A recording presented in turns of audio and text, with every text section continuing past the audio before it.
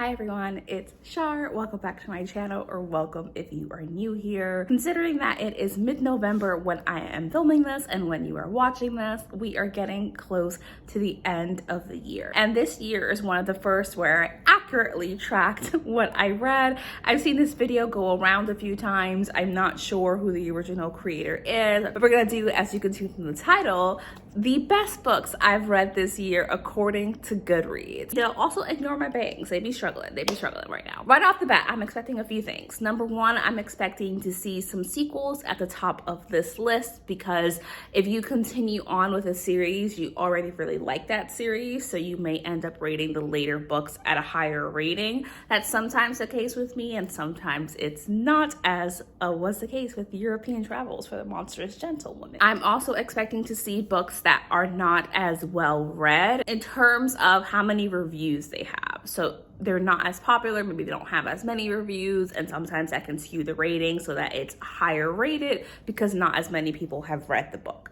I hope that makes sense. I have refrained from checking this list. I have no idea how it's going to be ranked, but because this year I created a separate shelf for all of the books that I read solely in 2021, starting from January 1st. So I figured let's go through it and see what are the best books I've read this year according to Goodreads. Now, because your girl's gonna be sitting on her ass for the rest of the day because I have some editing to do, I figured let's do this video standing. But one could say, of all the videos, this one should be the one where I'm sitting because I have to hold my laptop, but I'm not gonna do that. Let's stand and look at this. Not surprised at all, we already have some sequels. What I'm gonna do is that if it's books in the same series, I'm not gonna include them on the list again. Instead, we'll move and we'll just see like maybe the top 10 books that I've read this year. So the very first one on the list is Spy Family Volume 2.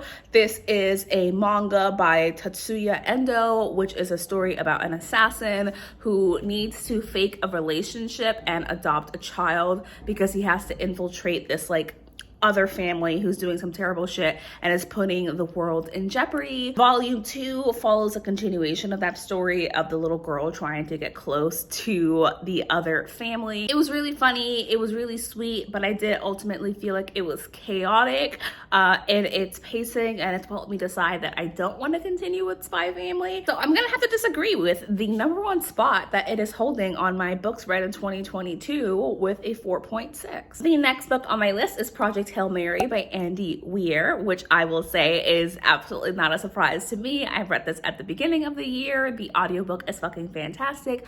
I absolutely love this book. So Project Hail Mary, I could tell you so much about it and how good it is, but I'll stick with the basic summary so I don't spoil anything for you. We are following an astronaut who wakes up on his spaceship. All of his crewmates are dead and he has no idea what the hell is going on and why he is there. So we're following the story of how he ended up in space, what his mission is, and why all of his crewmates are dead. The third book on this list is technically Spy Family, but again, if it's multiple books in the same series, I'm not gonna count that. So we're gonna move on to the next book, which is Sweat and Soap Volume 6, another manga. This is a romance manga by Kanetsu Yamada. And this has an average rating of 4.51, but only 1,693 reviews.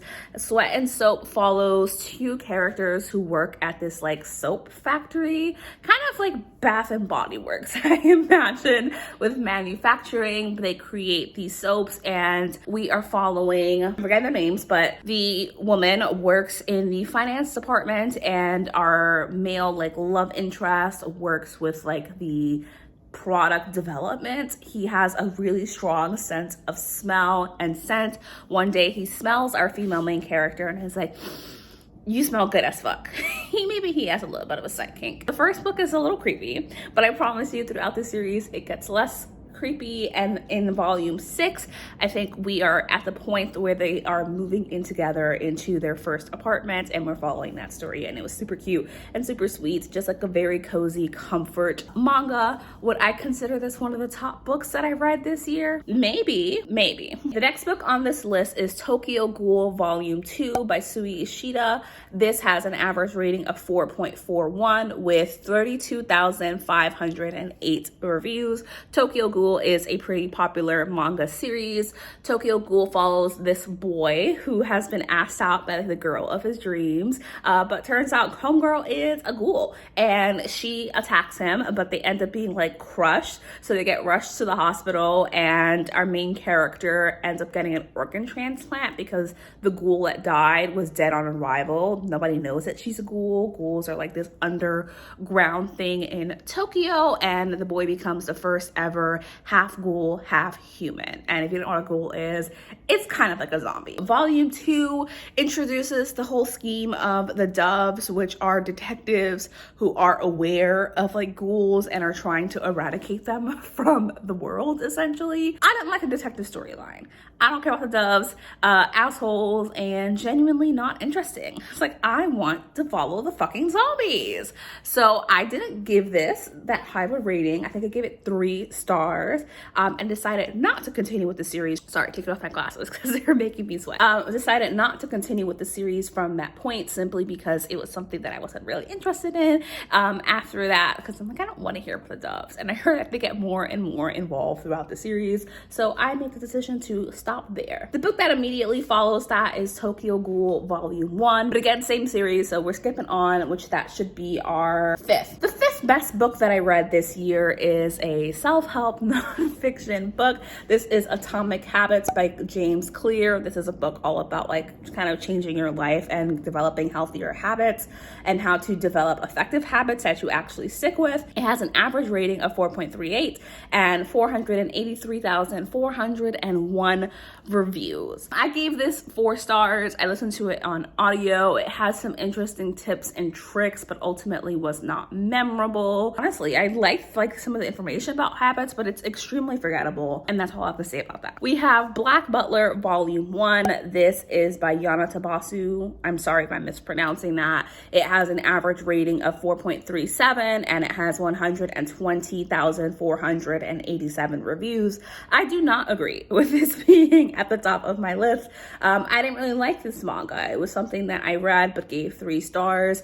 In this one, we're following like this kid who for some reason is like a billionaire and runs a really expensive corporation, and he has a demon assassin butler. He has a bunch of people trying to take his life and kidnap him, and the butler is there to protect him, and we follow that story. I don't have anything really negative to say about it. I just don't think it was for me because I found it really kind of boring and on the much younger end of what I was expecting. Moving on, we have The Tea Dragon Society by Kate O'Neill. This has an average rating of 4.36 and it has 39,225 reviews. So I gave this one 5 stars. I did really enjoy it. Mostly I love the art style and thought that it was a super cute little story. The Tea Dragon Society is about this kind of society of people who raise tea dragons. Tea dragons are these cute little creatures that have like leaves and stuff growing out of their horns, and their leaves and flowers and stuff that grow from their horns make really delicious tea that can incite like certain memories. So we are following a character who joins the Tea Dragon Society and runs into another character, and it really is just about the development of their friendship. It is a younger graphic novel. I did enjoy it, but again, it's not memorable to me. It was a sweet story and I liked it, but I felt no compulsion to continue with the series. So that's how I feel about that. I gave it 5 stars because there was technically nothing wrong with it. And here's a good example of something that is very skewed. So Last Case at a Baggage Auction by Eric J. Gugnard. I'm definitely not saying that right.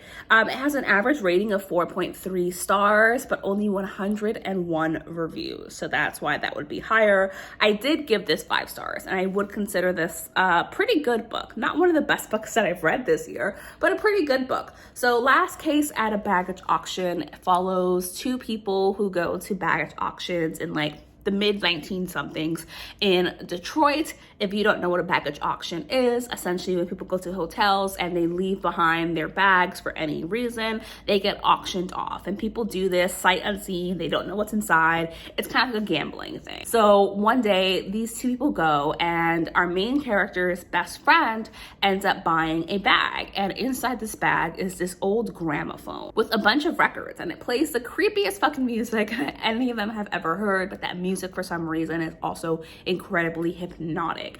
Not only is it hypnotic, it is causing possession of not only our main character's best friend, but also anyone who hears the music. And they live in an apartment building, so the walls are pretty thin and everyone can kind of hear the music.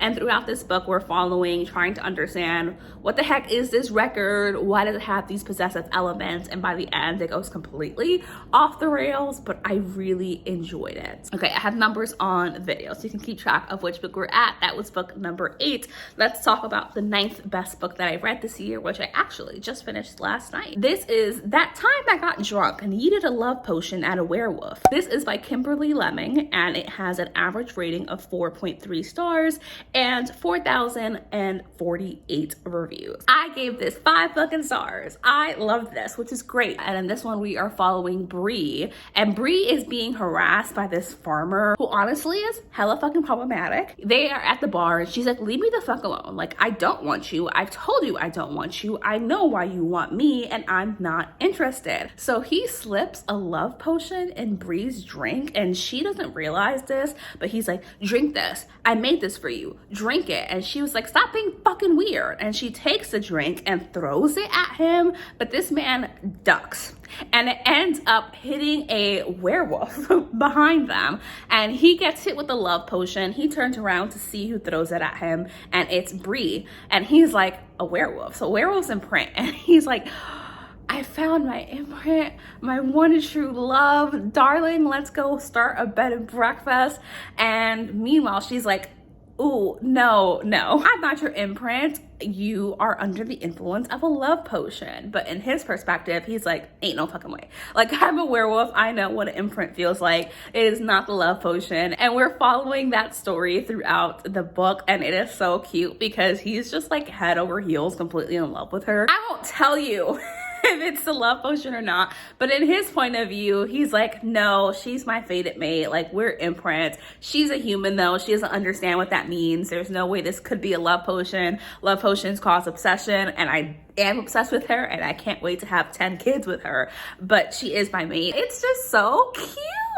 I love it. And in this world, it's supposed to be like fun. My girl's name is Bree and her brother's name is Gouda and her best friend is Cinnamon, whose brother is Cayenne. That should give you an idea of how the world is set up. But it was just so sweet and fun, and it just goes off the rails and like the coziest little fantasy, and I had such a good time with that. And I would agree with it being on this list of best books that I've read this year according to Goodreads. I see some sus books on here. I'm like, hell no, they would not be. But we're gonna stop at 10. So the 10th book that is on this list is A Soul to Heal by Opal Rain.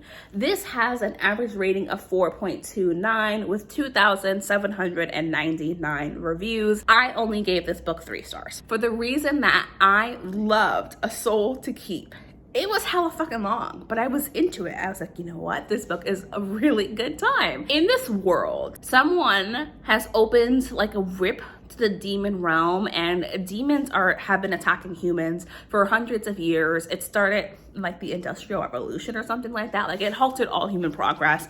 They're living in the Dark Ages, and they are really struggling with the demons. There's the Veil and there's the human world. The Veil is full of demons who aren't really intelligent beings. Humans are their prey. They just want to eat. They're always hungry. They want to eat, except for the Mavka. And the Mavka, or the Dusk Walkers, as humans call them, are incredibly intelligent demons who are fucking huge, have like animal skulls for heads. Like, you could see the cover. In the second book, we're following Nameless. Now, Nameless is wanting a mate. He isn't as fully developed as a Mavka could be, because in this world, Duskwalkers, same thing as a Mavka, gain more intelligence and humanity through the amount of humans that they eat. And Nameless is pretty young in his Duskwalker years. He's only consumed about 20 or so humans, maybe 30. And that means he has the ability to think and to process information, but it's a struggle for him.